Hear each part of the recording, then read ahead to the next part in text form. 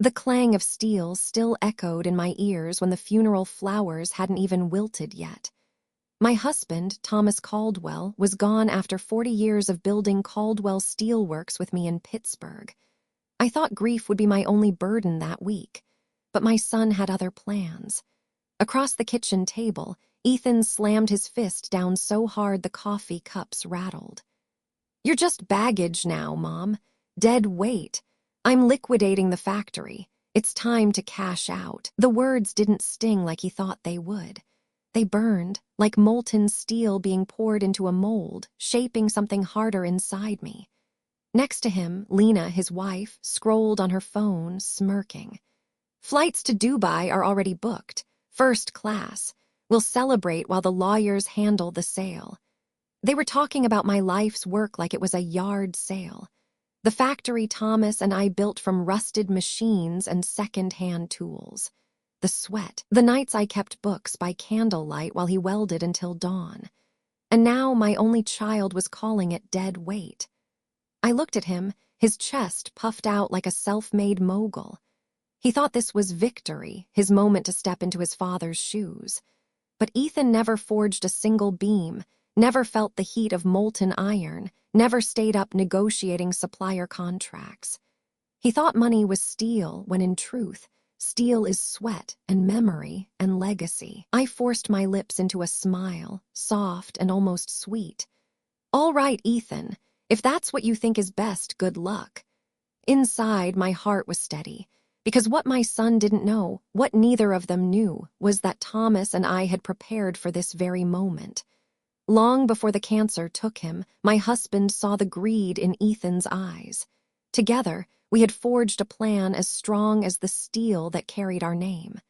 So I sat there, nodding, letting Ethan taste his hollow victory, letting Lena picture herself sipping champagne in Dubai. And while they celebrated their illusion, I already held the key that would shatter it all. For now, I played the part of the helpless widow. But deep down, I whispered to myself, "Steel bends under fire, but I don't." They would learn soon enough.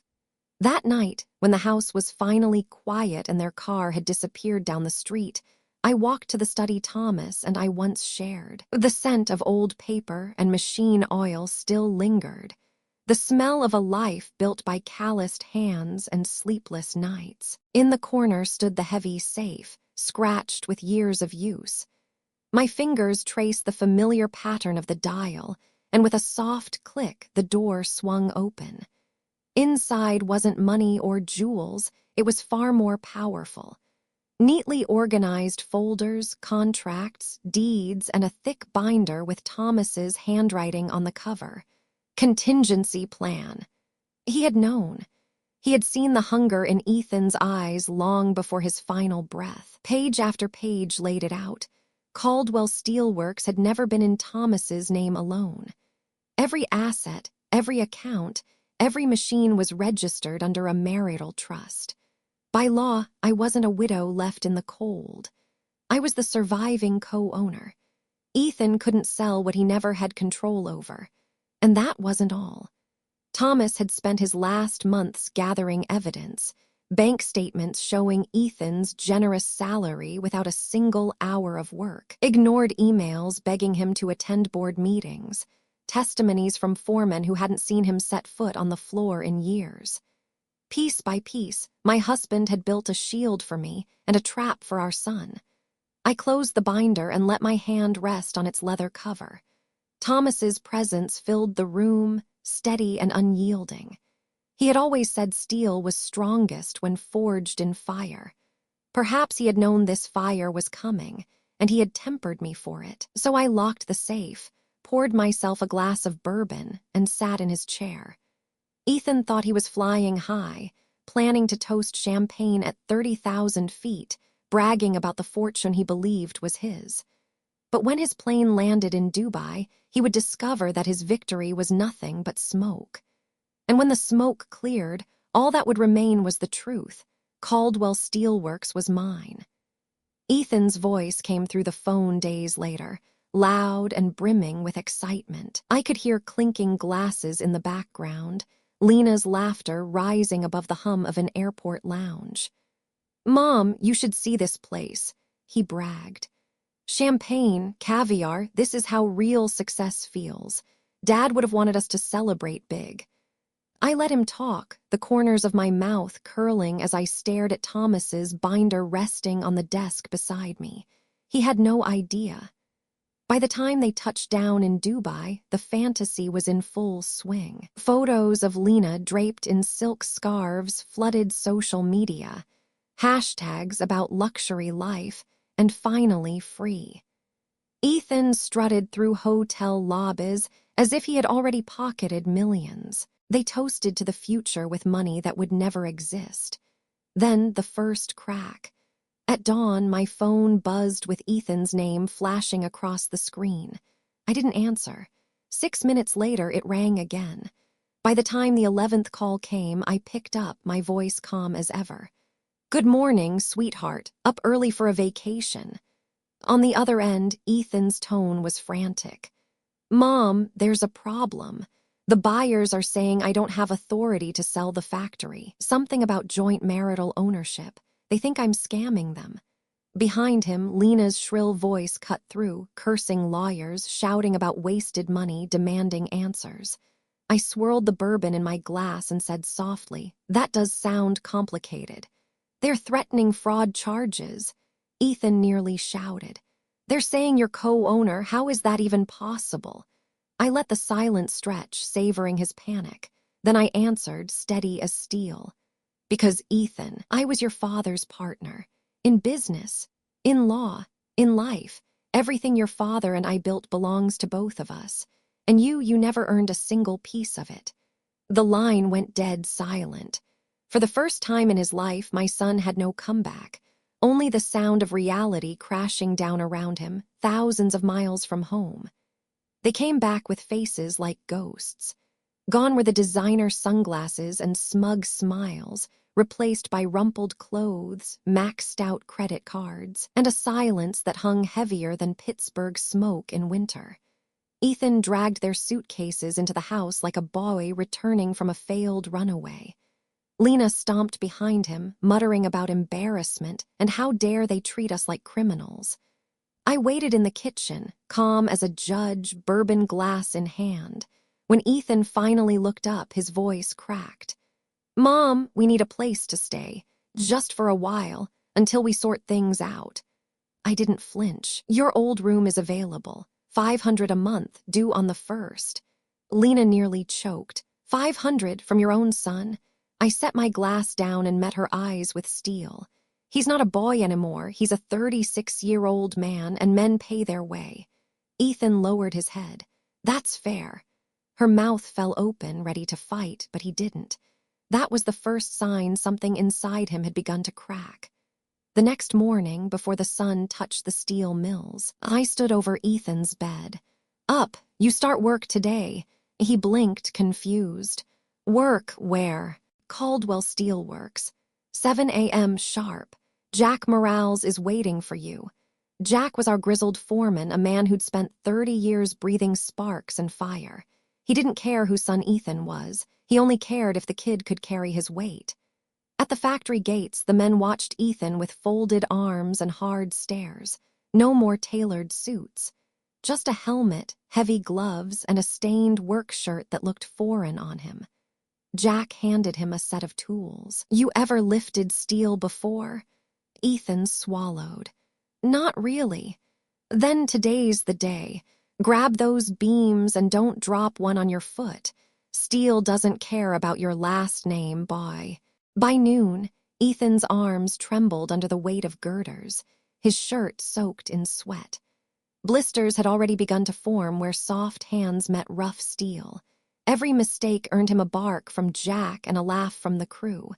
And Lena, she lasted 3 weeks of living like common laborers before she packed her bags, slammed the door, and left divorce papers on the table. Ethan stood in the doorway watching her car disappear.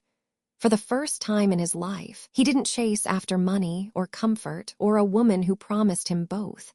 He just whispered, almost to himself, "I guess it's just me now." I watched from the kitchen window, my heart heavy but unyielding. The forge had only just begun to burn. The weeks that followed ground Ethan down harder than any lecture ever could. Day after day, he lifted, welded, hauled, and cut, his soft palms splitting open until they bled through the gloves. Every mistake was met with Jack Morales's sharp bark. One afternoon, Ethan misread a measurement and cut a beam 2 inches short. The clang when it hit the floor echoed like a gunshot. Jack's voice boomed across the factory. $40 of steel gone because you don't listen, Caldwell. You think numbers bend for you. The men snickered, waiting for Ethan to explode or storm off. But instead, he bowed his head and said quietly, "You're right. I'll pay for it out of my wages." That silence afterward was different. No laughter this time, just the sound of hammers and drills resuming. For the first time, Ethan had chosen humility over pride. Slowly, the crew began to thaw. They stopped calling him the boss's kid and started calling him just Ethan. Jack noticed too. One evening, he pulled me aside. "He's rough, Maggie, real rough, but he's trying, and he's listening. That counts for something." So I tested him. When a small contract came in, a steel railing and support structure for a pedestrian bridge, I handed the papers to Ethan. "This one's yours. You'll measure, order, manage the crew, and deliver on time." His eyes widened. "Alone." "Not alone," I said. "With guidance, but the responsibility is yours." Ethan spent nights hunched over blueprints in the study where his father once sat. He asked questions, filled notebooks with calculations, shadowed Jack on site to learn the rhythm of real work. When the project began, he stumbled, supplies delayed, a worker calling in sick, bolts misplaced. But instead of collapsing, he adjusted. He negotiated with suppliers, reassigned shifts, and picked up the wrench himself when hands were short. 2 weeks later, the railing stood firm against the Pittsburgh skyline. On the day of inspection, the city engineer nodded, satisfied. Solid work, better than some seasoned contractors deliver. Ethan wiped the sweat from his brow, and for the first time I saw something in his eyes I hadn't seen in years. Pride. Not the hollow pride of inheritance, but the hard-earned pride of accomplishment. That night, he sat at the dinner table, exhausted but alive, and whispered almost like a prayer.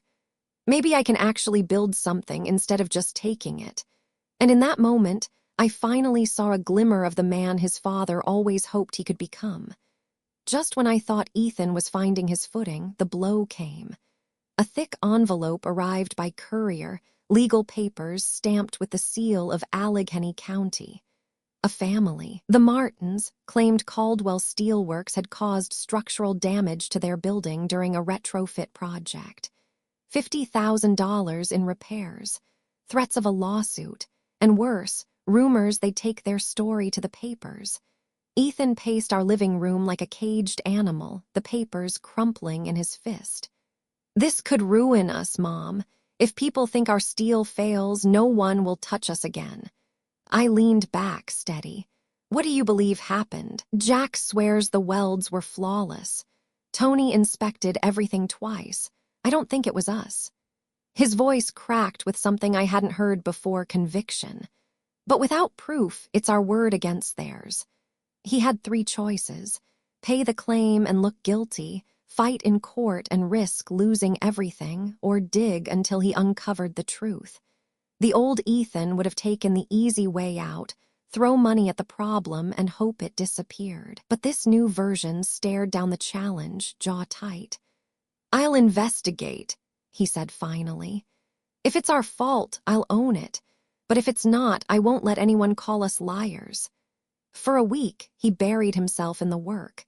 He studied blueprints, interviewed every man on the crew separately, pulled photos from the day of installation, even hired an independent engineer at his own expense. I watched him grow thinner, darker circles under his eyes, but his determination never faltered.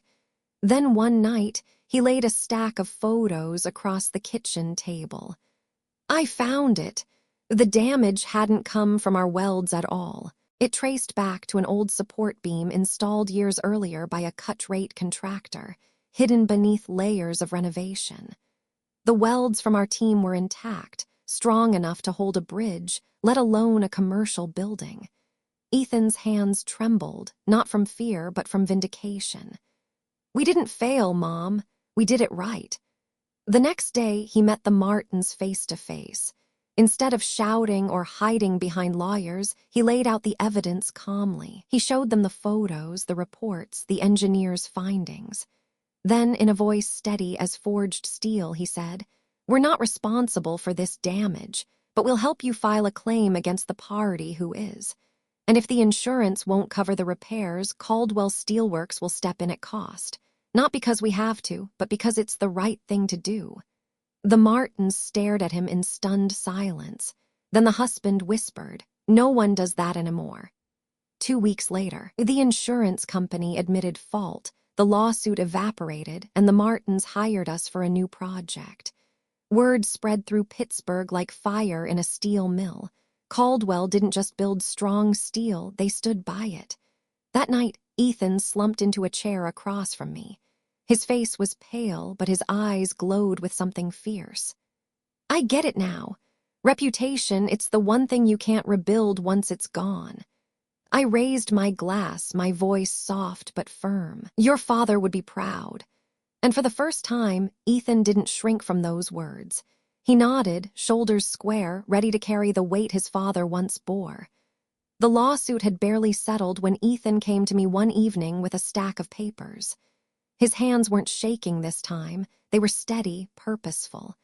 He spread charts, market reports, and projections across the kitchen table like a man laying down cards in a high-stakes game. "I've been researching," he began. "Steel isn't just for bridges and skyscrapers anymore. The future is in energy. Solar farms, wind turbines, lightweight infrastructure. Companies need steel that's strong but adaptable. We can build it." I studied him carefully.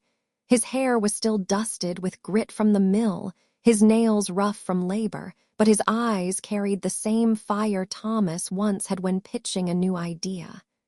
"What are you asking for?" I said. "30,000 for specialized equipment and a team of 2 skilled workers. I'll run it as a separate division under Caldwell Steelworks. 3 months to prove it's viable. If I fail, we shut it down." His voice was humble, not demanding. Not the brat who once shouted about cashing out, but a man willing to be judged by his work. I leaned back, remembering nights Thomas and I had spent huddled over ledgers, terrified of the risk but too stubborn to quit. "Why this path, Ethan? Why now?" He took a long breath. "Because Dad always said steel should serve the future, not just the present. And because I want to build something real, not just inherit it." For the first time since Thomas's death, I felt the weight on my shoulders lift just slightly. "You'll have the funding," I said at last. "But understand me, this isn't about money. It's about proving you understand what Caldwell Steel means. Integrity, resilience, community." He nodded. "I do, and I'll prove it." The division launched quietly, almost humbly, with a single project, fabricating steel components for a small wind farm on the outskirts of the city. Ethan threw himself into it, working side by side with his crew, hauling beams, running tests, learning from every mistake. Within weeks, the results spoke louder than any speech. The project finished early under budget, and the client was so impressed they signed on for a second phase. Word spread. Caldwell wasn't just an old steel company clinging to the past. It was adapting, innovating, alive again. I watched Ethan stand before the workers one Friday afternoon, grease on his hands, sun burning across his shoulders. He wasn't just giving orders anymore. He was listening, asking questions, solving problems. When one young welder faltered, Ethan didn't scold. He crouched beside him, showed him how to steady the torch, and waited until the boy's hands stopped trembling.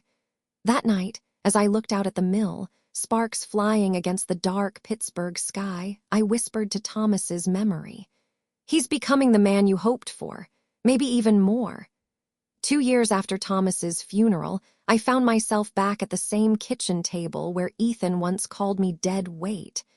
But this time, it wasn't anger that shook the walls, it was pride. Ethan slid a bound proposal across to me. "It's time we expand again, Mom. Caldwell Steelworks is stable, the Green Division is thriving, and our name finally means something more than profit." I flipped through the pages. Scholarship funds for trade school students, partnerships with veterans organizations to retrofit homes, community steel projects designed to rebuild neglected neighborhoods, and at the very end, a foundation charter, the Margaret Caldwell Foundation. I looked up, startled. "You named it after me." He smiled faintly. "Because you were the one who held everything together. When Dad died, I thought I'd inherited a company.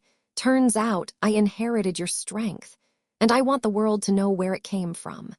The boardroom announcement was small, just employees, a few local officials, and longtime clients.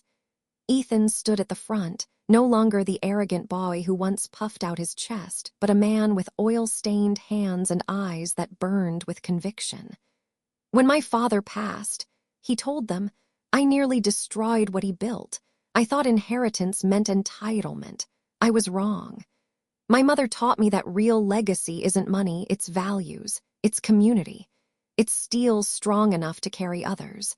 And today, in her name, we're creating a foundation to make sure no family in Pittsburgh is left behind when it comes to safe homes and opportunity." The room erupted in applause. My hands trembled as I held the documents he pressed into them. For the first time since Thomas's death, I felt peace. The company wasn't just surviving, it was becoming what we had always dreamed, a force for good, not just profit. That night, 3 generations of Caldwells sat in my living room. Ethan with grease still under his nails, his new partner Claire Jensen with plans for sustainable steel projects, and my tiny grandson asleep in her arms. Ethan looked at me across the firelight. "Do you think Dad would be proud?" I swallowed hard. "He would be amazed, not just proud, Ethan, amazed." He nodded slowly. "I almost lost it all. But you let me hit bottom, and then you made me climb. Thank you for loving me enough to let me fail until I learned how to succeed." I reached for his hand, rough and scarred from real work, and whispered, "Steel bends, Ethan. But finally you don't." And in that moment, I knew the legacy was safe. The boy who once tried to sell everything for champagne in Dubai had become the man who would carry Caldwell Steelworks into the future. Not by inheritance, but by earning every beam, every bolt, every ounce of respect. The foundation was mine, but the future, it was his.